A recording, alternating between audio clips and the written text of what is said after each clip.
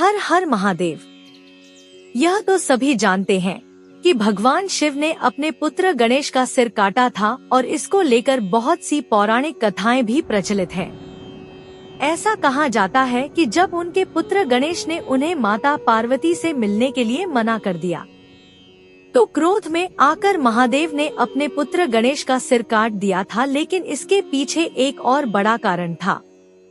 वह कारण था महादेव को मिला श्राप, जिसकी वजह से उन्होंने अपने ही पुत्र का सिर धड़ से अलग कर दिया। आखिर क्या था वह श्राप जिसकी वजह से भगवान शिव को पुत्र गणेश का सिर काटना पड़ा? चलिए जानते हैं। शिव पुराण के अनुसार महादेव के दो भक्त थे, माली और सुमाली, जो बाद में जाकर राक्षस बने थे। वे दोनों स्वर्ग पर अधिकार करना चाहते थे और सूर्यदेव ऐसा होना नहीं दे सकते थे, इसलिए सूर्यदेव और इन राक्षसों के बीच युद्ध हो गया। स्वर्ग को राक्षसों से बचाने के लिए सूर्यदेव ने अपनी तेज शक्ति का प्रयोग किया। माली सुमाली की आवाज सुनकर भगवान शिव वहां पहुंचे तो दोनों भगवान शिव से प्रार्थना करने लगे कि हमें सूर्यदेव के प्रकोप से बचा लीजिए।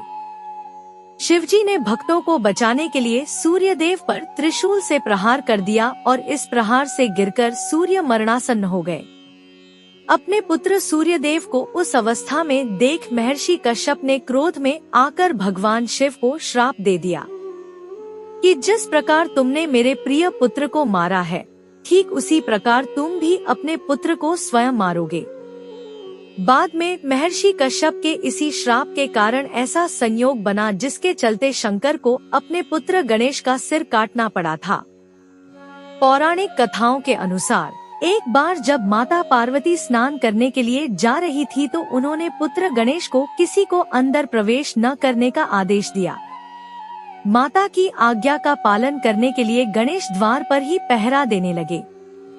इसी दौरान भगवान शिव माता पार्वती से मिलने के लिए आए, लेकिन गणेश जी ने उन्हें अंदर प्रवेश करने के लिए मना कर दिया।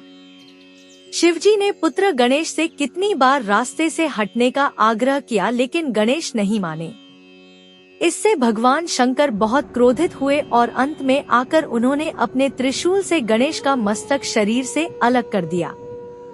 बाद में माता पार्वती भवन से बाहर आईं तो अपने पुत्र को इस अवस्था में देख बहुत क्रोधित हुई।